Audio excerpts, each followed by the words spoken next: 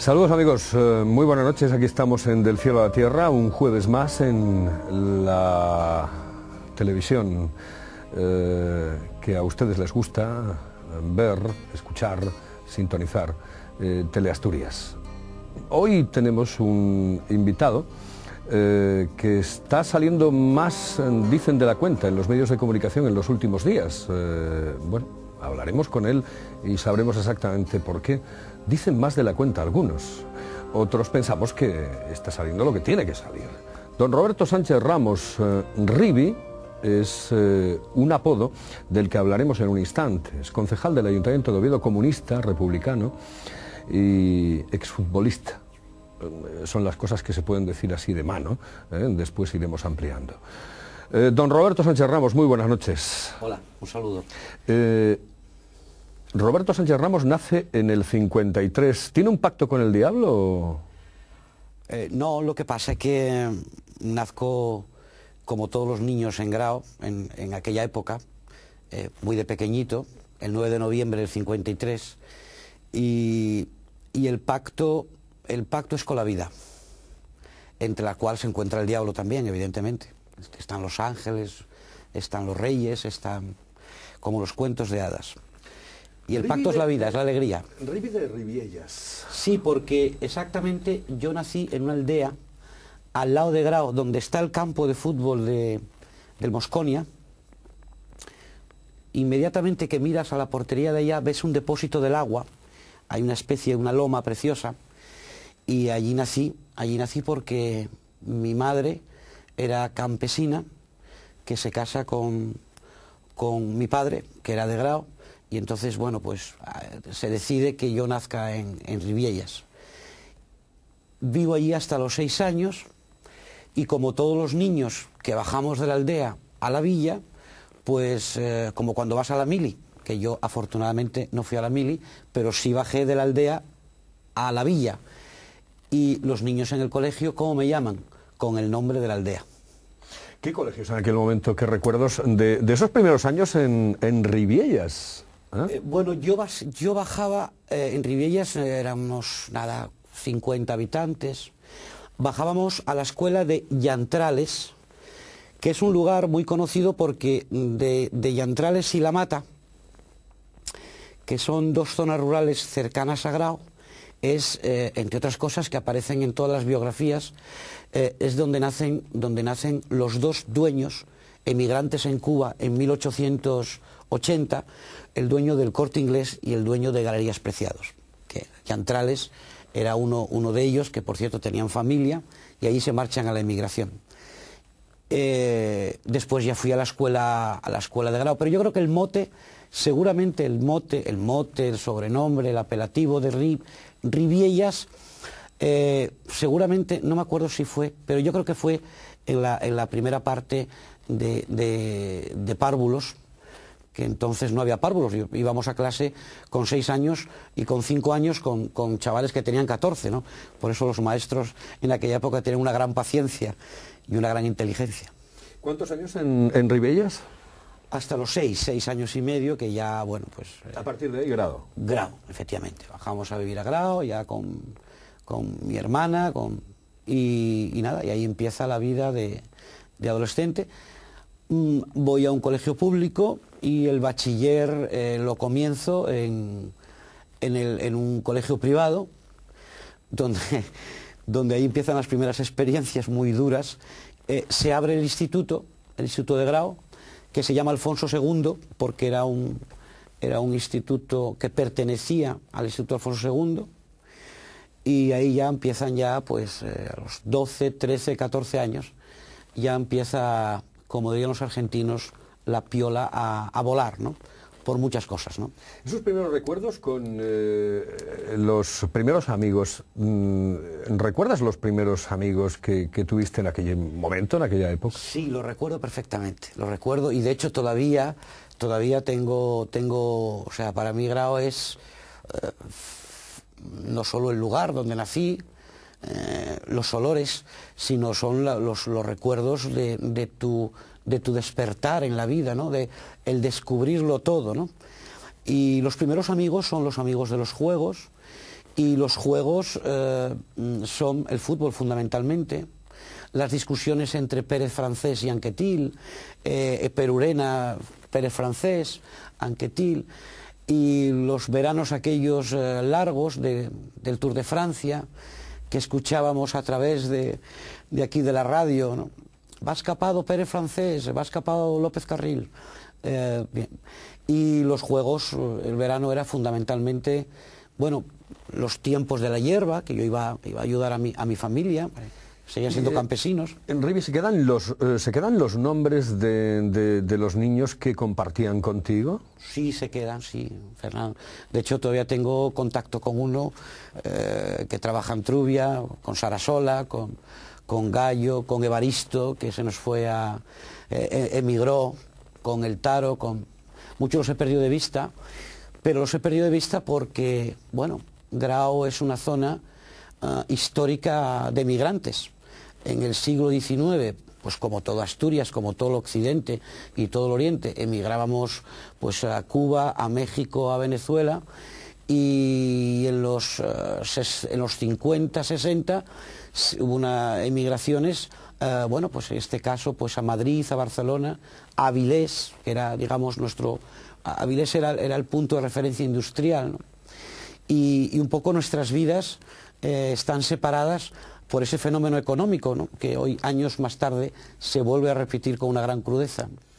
¿Qué hacía un chaval de 14, 15, 16, 17 años en Grao? Pues por los veranos íbamos a todas las fiestas, eran los años de los Beatles, eran los años de los Rollings, eran las discusiones entre los Beatles y los Rollings. Yo, evidentemente, siempre fui de los Rollings. Es decir, ahí ya te va marcando todo, ¿no? Y son las fiestas, son las primeras miradas a las niñas como tú, las primeras flores que entregas, las primeras palabras que escribes en un papel o en una hoja, las primeras pulsaciones a 200 y pico por hora cuando una niña te gusta, las fiestas cercanas, las primeras copas que tomas, la primera borrachera, pero sobre todo la amistad de la gente, porque además yo tuve la suerte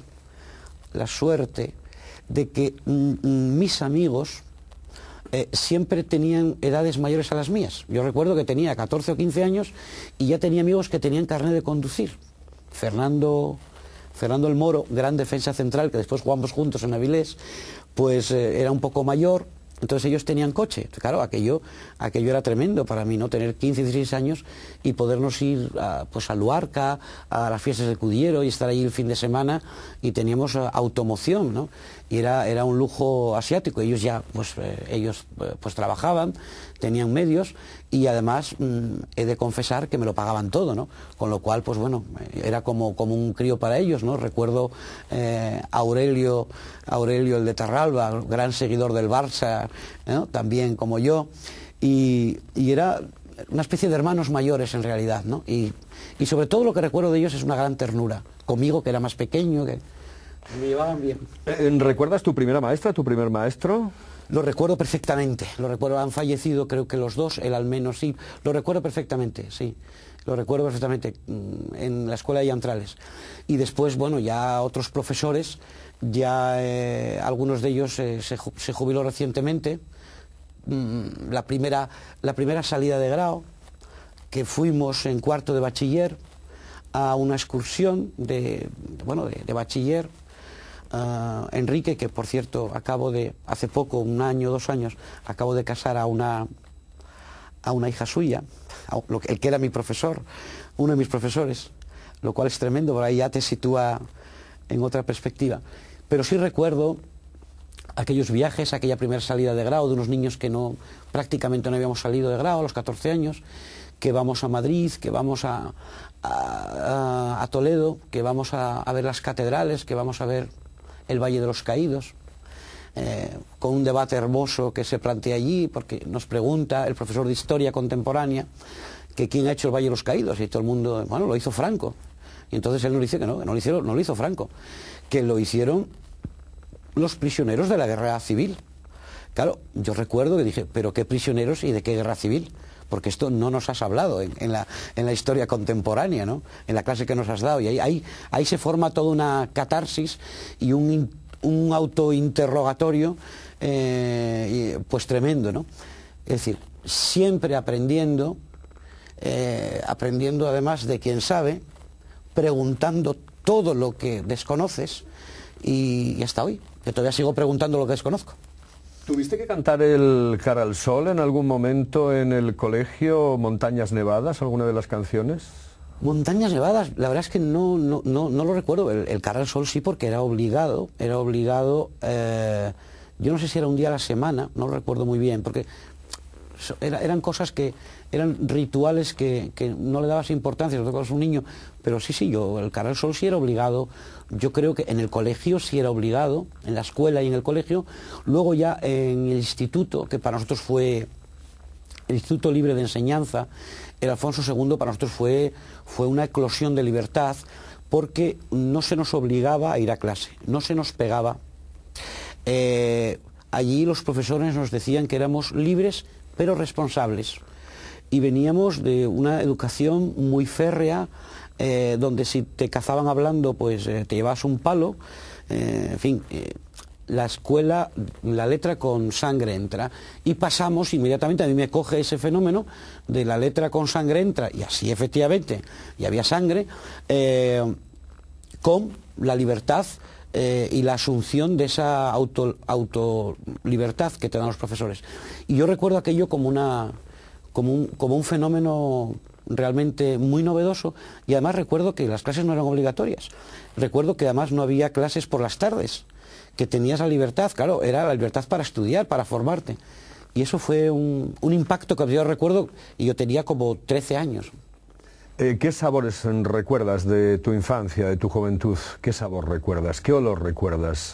¿Qué sensaciones en esos sentidos que tenemos y que a veces no desarrollamos excesivamente? Yo recuerdo básicamente, bueno, porque nosotros, tengas en cuenta que Grau de Aquella era un pequeño pueblo, y una pequeña distancia que recorrías, ya estabas en el río o en los bosques o en los prados, ¿no?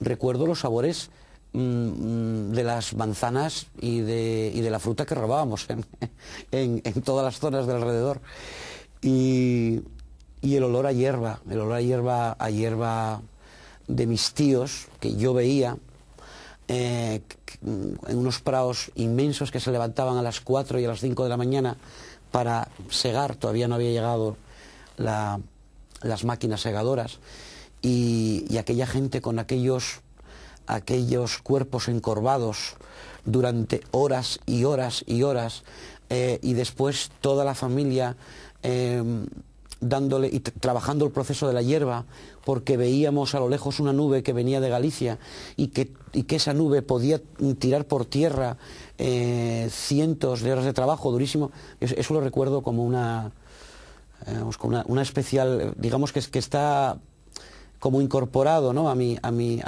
saber, ¿no? Dime 3, 4 locales sin que te vayas en el tiempo, 4 o 5 locales en los que te tomabas algo, en los que estabas con los amigos, en el Grau de aquel momento, si te acuerdas de ellos. Sí, cómo no. Bueno, recuerdo el Maijeco, que era, bueno, el Maijeco era digamos, era la misa pagana más importante que había, bueno, por supuesto en Grau, alrededores y en toda Asturias. En el Maijeco hay gente casada. Sí, el día que la gente, casados en el maijeco.com o .org se reúnan, bueno, vamos, eso da para llenar el campo de fútbol del Carlos Tartiere nuevo. El Josmai, el Infierno, el Parque, que era una cosa que pusieron los archiduques.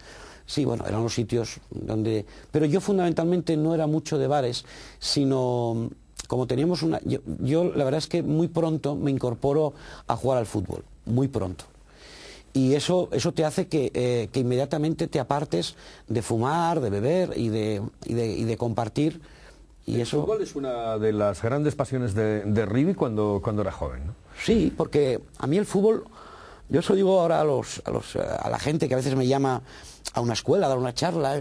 A mí el fútbol me enseñó, siempre digo lo mismo, 3 cosas. La primera, desnudarme. Importante, saber desnudarte ante los demás. A perder y a ganar. Y otra que engloba todo esto, a compartir. Porque la pelota se comparte en un juego que es un juego de apoyo. Y ahora ya no tanto. Bueno, tú que eres profesional en el tema, ya no lo oigo por ahí, pero el que andaba mucho con la pelota se le llamaba chupón. Y a la gente que de entonces jugábamos al fútbol y nos llamaban chupón, la verdad es que era realmente como un insulto, ¿no? Porque era la antítesis del juego, que es compartir, marchar, desplazarte, hacer la pared, buscar el hueco, y como diría Ángel Capa, el fútbol básicamente es engañar al contrario. Es decir, hacer una cosa y mientras haces otra. ¿Dónde jugaste? Estuviste, por supuesto, en el Mosconia, eso es evidente. Coincidiste en varios equipos, pero ¿cómo fue tu evolución como futbolista? Bueno, empezamos a jugar en Grau, las tertulias, luego pues gracias al padre de Fernando, un señor que le debemos yo creo que todo, las primeras camisetas, las primeras botas, formamos un equipo juvenil en el Mosconia. Nada, a los 14, a los 15 años a mí me vienen a buscar de Avilés, me vienen a buscar. Para mí era un gran problema porque había que desplazarse a Avilés, bueno, pero bueno, me venían a buscar en un coche, nos llevaron a 2 o 3 para allá.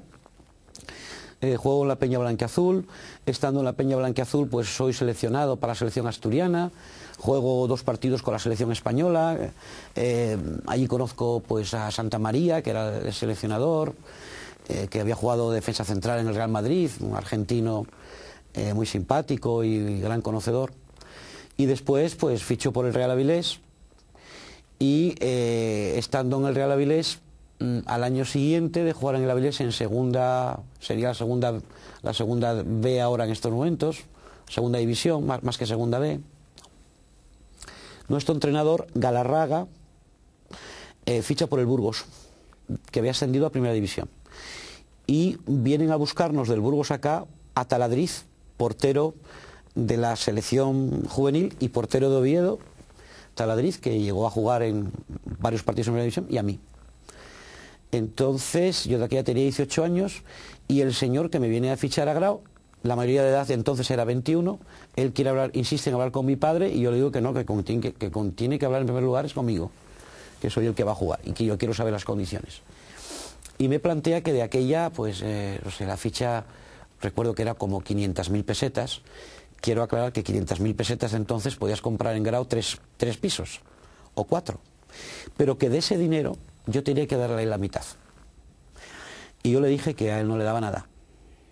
Que dijo, bueno, pues entonces no fichas. Bueno, no ficho, pero tú, o sea, a usted, por hacer esta gestión, a usted se le tiene que pagar a alguien que se lo pague el Burgos.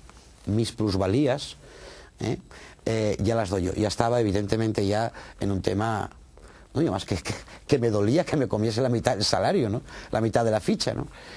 Y hoy creo que perdí una gran ocasión, pero yo creo que tenía que haber fichado, cobrar las 500.000 pesetas y denunciarlo después. Pero bueno, esto es lo que se lleva ahora, ¿eh? Era un adelantado. ¿Hubiese sido futbolista, hubiese sido un hombre famoso dentro del mundo del fútbol y sin embargo no hubiese sido comunista, ¿no?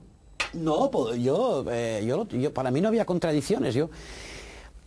De hecho, a mí quien me acerca y quien me habla es un compañero de habitación. Claro, el fútbol lo que tiene son muchas horas libres. Yo es verdad que las horas libres las aprovechaba para estudiar, porque fundamentalmente yo estaba matriculado de COU, que además estudiaba en Pravia, era un lío. Vivía en Avilés, pero como me coge el fútbol a mitad de curso, no pacto con los profesores que entrenaba mañana y tarde. Y los desplazamientos, pues a jugar contra La Coruña, o jugar contra en Vigo, o jugar en Santander, o en el País Vasco, o en Madrid, en fin, aprovechaba para estudiar. Pero sí un compañero de habitación, me acuerdo que era un valenciano, pues él ya, de aquella, por tradición familiar, etcétera, le mandaban libros de Francia, y allí leí yo el primer manifiesto comunista que leí de unos señores... ¿Cuándo te haces realmente comunista? ¿Cuándo años dices, más tarde, yo voy a ser comunista, yo soy comunista? Años más tarde, en el año 70 y yo creo que fue 73, 74, ya había dejado el fútbol, ya estaba trabajando. O sea que lo maduraste. Sí, lo maduré muchísimo, claro, aparte que bueno, no era fácil porque los directivos del Real Avilés que entonces teníamos, pues eran personas, bueno, que con un gran respeto personal, que además les tengo un gran aprecio, pero bueno, yo recuerdo que eran, algunos de ellos, llevaban pues la pistola en su quehacer diario. Y me tenía un gran cariño yo a ellos. Entonces yo les respetaba sus ideas, pero claro, yo no tenía ni siquiera la libertad para que ellos respetasen las mías.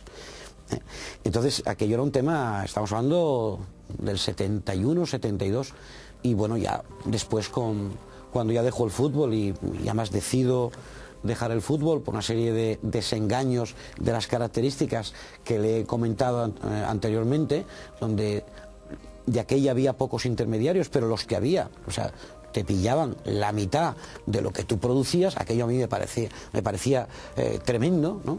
Y porque bueno, ya tenía la experiencia de mi familia, donde la empresa se les quedaba con una parte importante. O sea, si ahora yo en el fútbol, que supuestamente es un deporte libre, etcétera, etcétera, para fichar este personaje, que además es uno de los más ricos que había en el pueblo, o que era una persona que tenía otra actividad, viene y te lleva a la mitad, digo, no, esto no puede ser. Bueno, pues si no estás conforme, tienes que irte. Bueno, pues me fui y ya está, no pasó nada. ¿En la familia eran de izquierdas o de derechas? No, mi familia en Grao es una familia, como se dice ahora, de plural, había de todos. Tengo un tío maravilloso que murió hace poco, un tío de mi madre, que era de Falange, Pacho, lo recuerdo, un tipo entrañable, ¿no? Y cuando el hombre se entera, bueno, esto ya fue en el 77, 78, que yo pues estoy metido en el PC y tal, el hombre llama a mi madre, ¿no? Y con un gran disgusto, yo lo fui a ver, coño Pacho, ¿qué pasa, no? Tú tienes tus ideas, todas las mías, y nada, fue...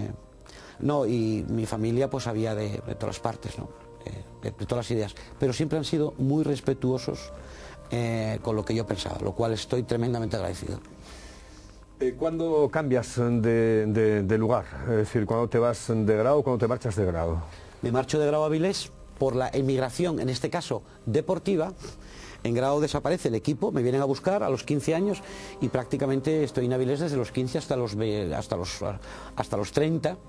Allí, primero practicando fútbol, estudiando en Pravia, estudiando después en la universidad, y después entró a trabajar en Ensidesa, en el sector de montajes, en una empresa de montajes muy importante, en unos años 74, 75, 76, y allí en la clandestinidad pues organizo el sindicato de comisiones obreras, no solamente en mi empresa, sino en todo el sector de montajes, donde, bueno, pues prácticamente un grupo de 4 o 5 personas, en algo de cuestión de 2 o 3 meses, afiliamos a más de 1000 trabajadores que aprovechábamos. Nosotros trabajábamos en la oficina y lo que hacíamos era, a la hora de comer, de 1 a 2, lo que íbamos era los comedores, donde ellos estaban comiendo, 50, 200 trabajadores, y les empezábamos a hablar de la necesidad de tener un sindicato de clase, de los trabajadores, ajeno al sindicato vertical.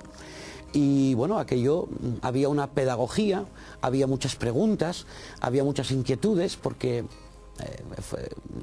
digamos que el sistema, el régimen era el anterior, el franquismo, y ahí se empieza a afiliar gente, y luego eso ya entra en picado, y efectivamente Comisiones Obreras en Avilés y en el sector en el que yo estaba, bueno, tiene una fuerza tremenda, y de ahí pues empiezan ya con jornadas de 12 horas que tenía la gente, pasamos de una jornada de 12 horas a una jornada de 8, cobrando exactamente lo mismo.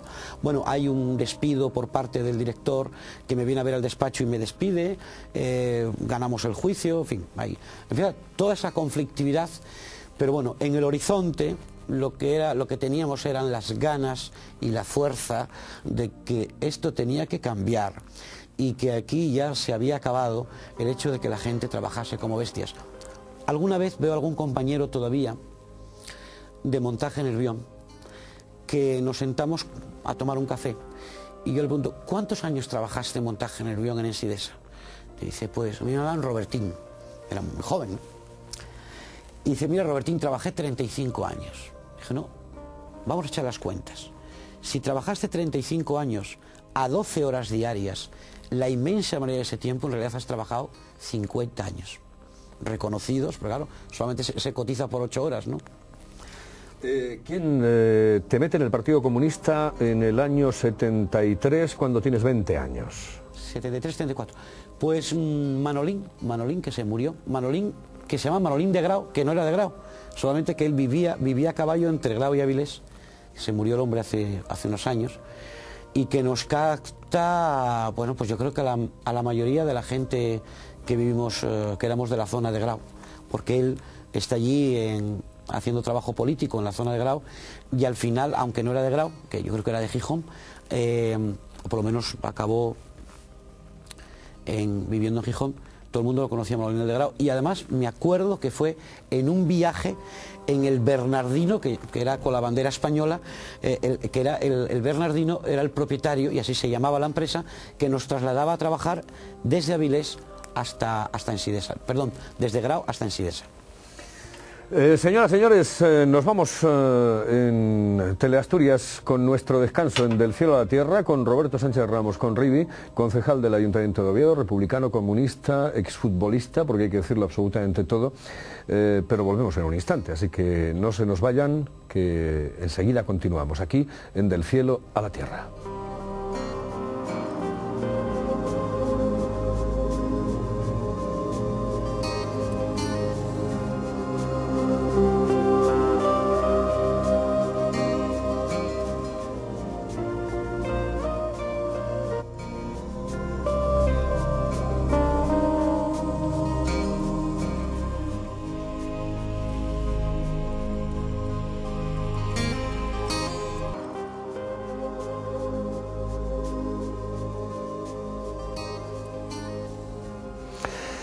Continuamos adelante en Del Cielo a la Tierra con Roberto Sánchez Ramos.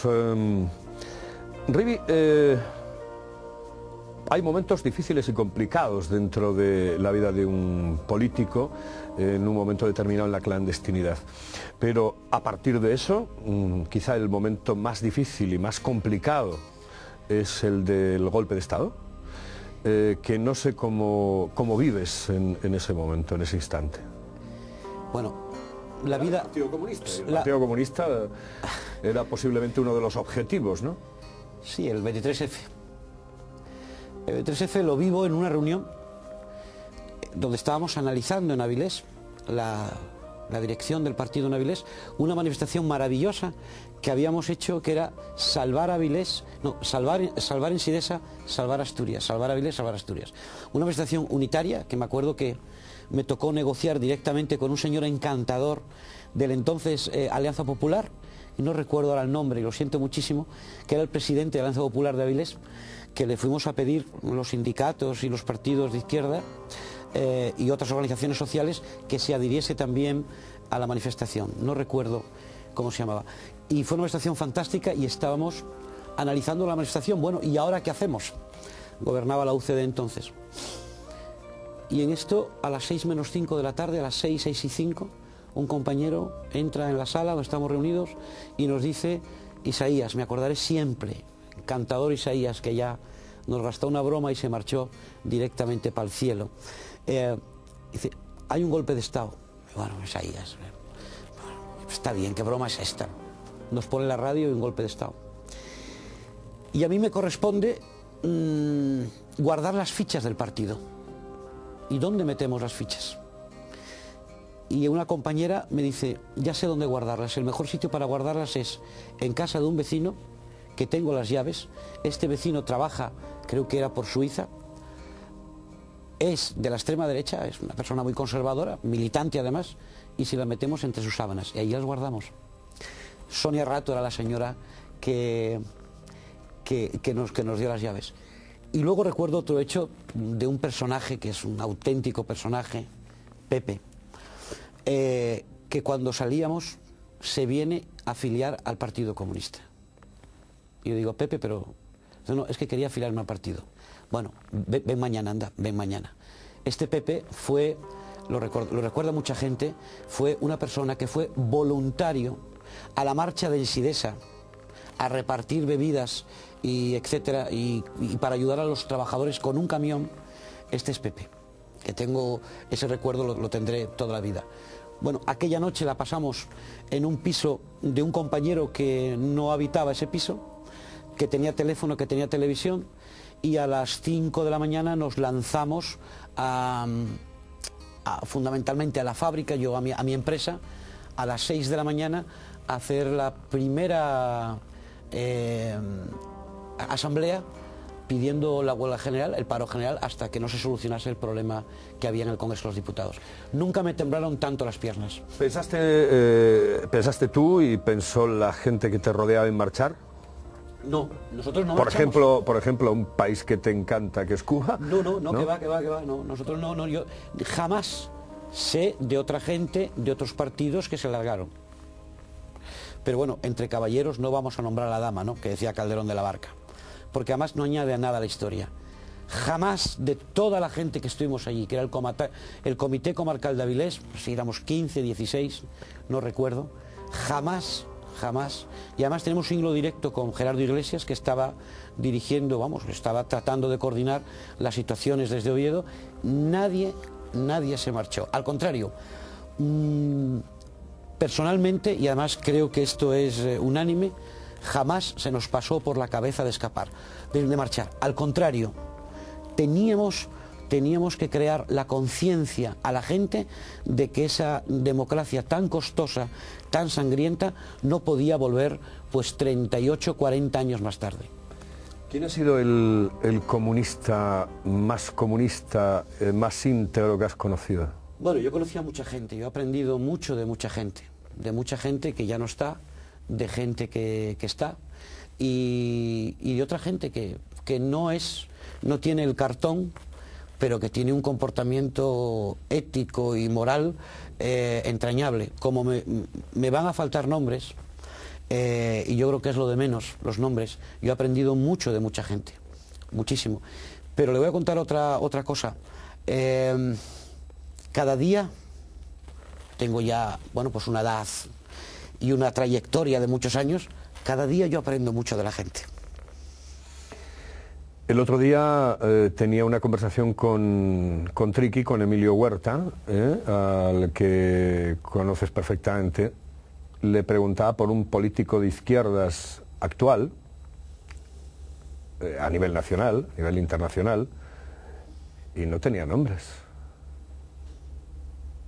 No le salían nombres. Sí, bueno, Triqui es una persona muy entrañable.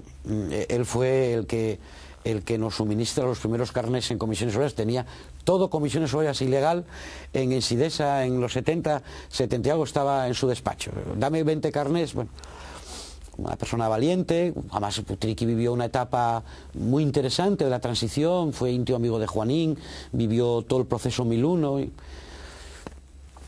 Bueno, estas cosas suelen pasar. La vida de cada día, la vida es un combate. En los combates, cuando estás en el combate o cuando estás arriba en la obra, ¿no?, y te caes 4 o 5 pisos, te van quedando heridas. Esto es exactamente lo mismo. Hombre, a mí me parece que yo, de lo último que he visto, sí he visto gente, he conocido gente realmente entrañable, no solamente de España, sino a nivel internacional. Yo creo que Julián Guita ha sido un político irreprochable en su discurso, en su vida. Yo creo que son políticos que además el otro día, hablando con personas del Partido Popular, que coincidí en un viaje que a Madrid, me decían que era un político que tenía un gran aprecio por parte de todo el mundo, y un gran respeto. Claro, el respeto hay que ganárselo, nadie te lo regala, pero no aquí, en esto, en cualquier cosa, en cualquier actividad. El compañero que está con la cámara, el que nos ha servido el café antes de venir, el respeto te lo tienes que ganar. Yo en ese sentido creo que Julián Guita, además Julián Guita ha sido un representante del pueblo que cuando hablaba la sensación que daba era la realidad. O sea, que lo que decía se lo creía. Y es verdad que ahora, cuando te pones a analizar y a mirar a los ojos a la gente que habla, te da la sensación de que no creen en lo que dicen. Por eso hay una gran crisis y la necesidad de una gran regeneración en la vida política, que pasa por los que están actuando, pero también pasa por la masa crítica que tiene que exigirle a esa gente. ¿Qué le falta a esta región?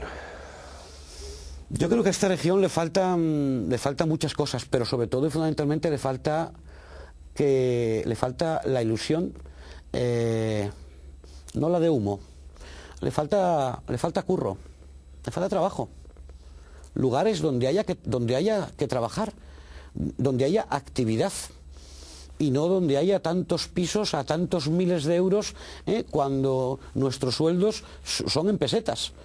O sea, cobramos en pesetas y pagamos en euros. Y da la sensación de que aquí hay un discurso único, que es el discurso del hormigón.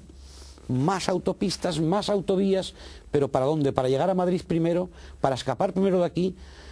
Porque hay que traer más industrias, hay que traer más valor añadido. Somos 1 millón de habitantes. Hay un barrio de Madrid que es Vallecas que ya casi nos duplica. Aquí hay una gran riqueza. ¿Esto culpa de quién? Yo creo que es un problema de una generación donde aquí hay muchísimos empresarios, donde todo el terreno lo tienen abonado, el Estado ya prácticamente no tiene nada. Tenemos a la Guardia Civil, al Ejército de Tierra, a la Policía Municipal en los ayuntamientos y ya nada, porque lo demás lo estamos todo entregando. El agua, los cementerios, los servicios sociales, todo es de la empresa privada. La única libertad que tenemos aquí, realmente, quien tiene la única libertad son las empresas privadas, que compran, que venden, que despiden, que pagan 500, 600 euros. Tienes una obsesión absoluta que yo creo que comparte muchísima gente por el tema de la vivienda. La vivienda es una obsesión clarísima en Roberto Sánchez Ramos. Porque sin un techo no hay convivencia. Sin un techo no hay vida, no hay independencia, no hay realización. Por eso es tan bonito, casi es un poema el artículo 47. Y claro, como la gran banca, es decir, toda la banca, todos los especuladores se han dado cuenta de la importancia que la gente les damos al techo, a la independencia, a un lugar para la ternura, para el estudio, para dormir, pues se han metido a saco y han hecho que el artículo 47 de la Constitución española sea una broma de mal gusto. Y nos han metido todos en esa vorágine de estar hipotecados hasta las cejas. Y le agradezco que me haga esta pregunta porque precisamente estaba tomando los datos ahora mismo. Las familias españolas debemos, yo también tengo una hipoteca, 556.000, casi 557.000 millones de euros en hipotecas para adquirir una vivienda. Pero es que además estas hipotecas, ¿qué pasa? En el año 2003, 2004, la gente decía, ¿pero para qué vas a alquilar una vivienda? Si te compras una casa casi por lo que cuesta haces una hipoteca, casi lo que te cuesta la vivienda. La gente echó números y dijo, coimas, es verdad. Pero claro, una vez que todos picamos, al 2,96, al 3 y pico la hipoteca, está ahora 4,88. O sea, antes nos bañábamos con el agua hasta aquí de la hipoteca y ahora el día 20 hay que subir en talones porque no llegas. Y que está provocando, por otra parte, más de 200.000 millones también de euros en créditos al consumo. ¿Y con qué salarios? Bueno, los que gana la peña. 800, 900. Pues claro, todos los mileuristas, esta es una cosa de grandes ciudades, de Madrid y de Barcelona, etcétera. Pero aquí no hay mileuristas, aquí hay 700, 600 y 800 euristas. Ayer estuvimos con las trabajadoras de San Claudio. La que quedó en el paro el mes pasado cobró 560 euros. La que lleva 25 o 30 años no llega a 900 euros. Y esa gente tiene una responsabilidad familiar. Esa gente es la que compra estas viviendas. Entonces, ¿cómo no me va a preocupar eso? Si cuando se habla de vivienda, tenemos que hablar de vivienda pública y en alquiler. El Estado tiene que tener viviendas. Siempre lo pongo como ejemplo. la derecha republicana francesa va a dar solución a los problemas de los sin techo que han acampado durante estos últimos meses en el Sena en París. Bueno, ¿y por qué van a darle solución? Pues por una razón, porque tienen los instrumentos, porque tienen las viviendas, porque las viviendas son del Estado. Es decir, como que hagas una carretera que cueste miles de millones de pesetas, es normal que sea del Estado. Todo el mundo aplaude. Pero cuando haces viviendas que cuestan mucho menos de lo que cuesta esa carretera, y dices, no, estas van a ser del Estado municipal, del Estado autonómico o del Estado central, no importa, públicas. Y usted va a vivir aquí, en esta vivienda, hasta que se muera, siempre y cuando que no cambien sus condiciones económicas. Y usted va a pagar en esta vivienda el 20, el 25% de lo que usted gana. Y cuando usted tenga una crisis económica, usted no se preocupe, el techo va a estar aquí, porque todos somos solidarios para que usted no duerma en la calle y que sus hijos puedan ir a la universidad, o puedan comprar libros, o puedan ir al cine, porque usted tiene esa posibilidad de ofrecérselos, y no como otra gente que está atravesando una gran crisis, que se traslada a las familias, que tienen que empezar los chavales a currar a los 18 o 20 años porque la hipoteca de los padres no le permite ni pagar las becas de la universidad. Luego, a través de la vivienda, yo creo que es un punto nuclear donde parte de las vidas de la gente comienza en tener una vivienda pública o en tener una vivienda hipotecada. Hoy ya sabe usted que las hipotecas duran más que los matrimonios. Sin embargo, esto se ve ya como normal, lo cual es peligroso. Esa es mi obsesión. Esa es mi obsesión. ¿Por qué quieren echar a Roberto Sánchez Ramos de la política municipal los propios compañeros? Bueno, según palabras suyas, de los compañeros de Izquierda Unida, porque nosotros, la organización de Oviedo, somos una gente genérica, no hay nada personal. Digo, Roberto Sánchez Ramos es uno más, somos críticos y entonces al ser críticos pues somos personas que, en fin, creamos problemas, dolores de cabeza y por tanto es necesario cometer, yo creo que un tremendo atropello, injusto atropello e insólito en la historia de Asturias y de España desde 1979, y es que la dirección de una fuerza política anula todos los derechos y todos los deberes, no ya de una dirección, no ya de una candidatura elegida por la gente, sino de toda la gente que está organizada en Izquierda Unida de Oviedo. Es exactamente, no es afortunadamente el 23F del que hablábamos, pero es una situación que cuando la gente por la calle o te llama por teléfono o te conectan por internet, la gente, insisto, bueno, pero ¿cómo es posible? ¿Pero qué habéis hecho? No, lo que hemos hecho fue que efectivamente yo creo que una fuerza política, además como Izquierda Unida, donde la pluralidad es uno de los capitales, no ya de Izquierda Unida, sino de la propia sociedad y de la propia izquierda, es una riqueza, es un valor añadido, que lejos de entenderlo así, ahora se entiende pues por nuestros actuales compañeros como posiciones que hay que laminar. Y yo creo que ese error que han cometido, espero que la inteligencia que tienen, que conozco a toda la gente, puedan resarcirse de él y sacar la pata donde la han metido. Y están a tiempo. ¿Y cómo se siente uno sentimentalmente, sabiendo que es comunista, que sus propios, algunos de los correligionarios, que paradójicamente, bueno, especialmente están en el poder, en este instante, en este momento, le hagan una jugada de esas características? Bueno, lo primero, que el poder, y sobre todo el poder político, bueno, el poder, yo lo que creo es que nuestros compañeros lo que tienen es el gobierno, el poder está en manos de los empresarios, de los ricos. Una cosa es el gobierno y otra cosa es el poder. El poder está clarísimo. Es muy efímero y engañoso. Cuando estás en el gobierno, cuando sales mucho por la tele, cuando decides, cuando firmas talones para que se hagan cosas, automáticamente hay una aureola de sisíes, a tu alrededor, que te adoran, tú vas viendo cómo te va cambiando inclusive hasta el tono de voz. Vas viendo que hay un reconocimiento por parte de todo el mundo te saluda de forma diferente. Claro, si tú no te das cuenta que eso es una auténtica trampa, que si hoy estás aquí y todos los síes que te rodean, o todos los amén que te rodean, es en función de que se pueden aprovechar de ti, en función de tu responsabilidad, y si te das la vuelta a la esquina y ya no estás ahí, esa gente va a desaparecer. Yo creo que hay que estar atentos permanentemente a esa situación. Creo que en algunos casos de mis compañeros han caído en esa trampa. Espero que salgan poco, espero que salgan de ella.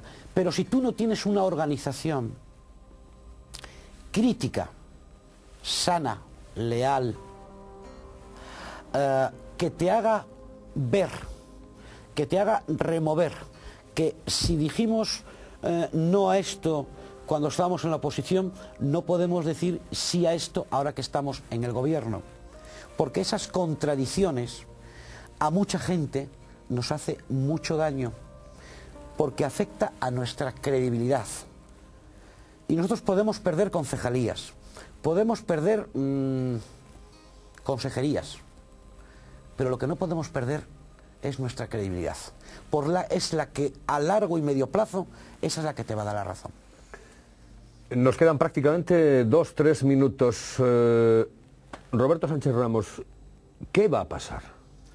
Es decir, ¿qué va a ocurrir en este momento? Porque hay muchísimos votantes de Izquierda Unida que pretenden seguir apoyando y que siguen apoyando a Roberto Sánchez Ramos, a Celso Miranda, es decir, a la gente que está en este momento en ese sector que llaman crítico. ¿Qué va a ocurrir? Yo le voy a explicar lo que quiero que ocurra. Creo que el viernes a las 12:30 se ve la vista de nuestra denuncia frente a la decisión de Izquierda Unida. Creo que el juez, sinceramente, nos da la razón, pero no por nada, sino porque ha sido tan fuerte, tan violento, tan ajurídico y tan apolítico lo que han hecho, que de nuestra parte está la razón. A partir de ahí yo creo que hay la posibilidad de que los dos sectores nos sentemos y aquí paz y después trabajo, y mucho trabajo, con la gente, escuchando, poniendo el corazón, poniendo el oído en su corazón y atendiendo a sus reclamaciones, que son el motor que mueve cualquier política de izquierdas y cualquier organización de izquierdas, porque si no, no habría falta de su existencia. Yo estoy confiado tremendamente y nuestra tesis es esa, pero al mismo tiempo he de reconocerle que hay miles de personas, no anónimas, con nombres y apellidos de esta ciudad y otras miles de personas de esta región que nos están diciendo, pase lo que pase, ustedes deben de constituir una candidatura y presentarse. ¿Por qué? Porque esta decisión de Izquierda Unida puede dar lugar en el Ayuntamiento de Oviedo a que finalmente queden solamente el PP y el PSOE, porque va a beneficiar otra candidatura de Izquierda Unida desconocida y con dificultades. No la va a votar nadie, muy poca gente, no va a conseguir el 5%. Y hay otra gente que, estando preocupada y viendo esa situación y viendo este análisis, está empujándonos a una decisión que no queremos tomar porque, entre otras cosas, confiamos en la justicia ordinaria. Roberto Sánchez Ramos quería acabar hoy el programa porque me lo dijo ya de mano. Dice: yo tengo que mandar un saludo muy fuerte para unas personas y quiero acabar con una canción, con un tema musical que me da la sensación de que Jaime Martín ya tiene preparado y que podemos ir sintonizando poco a poco, porque es una canción, aunque no sea un grupo que te guste excesivamente, es una canción que te han solicitado y que además está siendo un poco bandera también de esta casa, ¿no? de Teleasturias. Sí, ayer las amigas, las entrañables compañeras de la fábrica de loza de San Claudio, Se resistiré, dijeron que iban a ver este programa. Yo quiero dedicarles desde aquí y darles toda la fuerza. Lo están pasando mal, pero son mujeres y hombres con un gran coraje. con María José a la cabeza, y que han apostado por salvar esa fábrica, y no es un problema de las trabajadoras y los trabajadores de San Claudio, sino que es un problema de Oviedo y de toda Asturias. Y en la medida que eso está en el corazón de la gente, y se ha demostrado en las marchas, en los apoyos, en las mociones que hemos hecho en los ayuntamientos, en el ayuntamiento, en esa medida tiene que haber una solución industrial para San Claudio, porque ahí nos jugamos una parte de la historia de Asturias, de la historia industrial. Y no va a haber ningún dirigente político en esta región que deje que un especulador, y por cierto, anuncio que habrá en las próximas 48, 72 horas un trabajo realizado por el comité de empresa y el asesoramiento que tienen, que va a levantar ampollas. Por eso repito el concepto de especulador. Pero habrá empresarios que recojan esa fábrica, y si no, tenemos que hacer como los italianos, como los franceses o como los alemanes, quedarnos nosotros, es decir, el gobierno de Asturias, el ayuntamiento, quedarnos con ello. Ya está bien de que todos los beneficios y todas esas cuestiones las lleve alguien que viene, especula con el dinero, pega el pelotazo y se va. No, esa fábrica es una fábrica que es un punto de referencia en Asturias. Y por tanto, desde aquí les ofrezco la canción que me pidieron, que a mí me gusta mucho. Y el dúo dinámico, bueno, me encanta. El dúo dinámico son frikis, son de los nuestros. Son de los nuestros. Y para ellas que se lo merecen. Don Roberto, muchísimas gracias. Muy buenas noches. Y que haya mucha suerte. La habrá. Es una cuestión que deseo personalmente.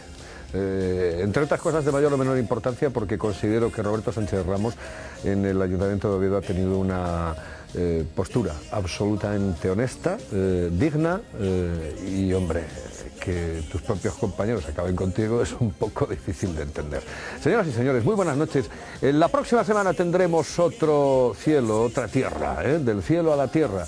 Este programa tendría que llevar el nombre Como del cielo a la tierra, que era así, pero al final los compañeros me convencieron de que, mira, con del cielo a la tierra está el cine. La cuestión estaba en intentar que los personajes tuviesen diferencias tan abismales como las que genera esa frase que utilizamos muchísimas veces y que dice: como del cielo a la tierra. Señoras y señores, muy buenas noches. El próximo jueves estamos aquí en Teleasturias.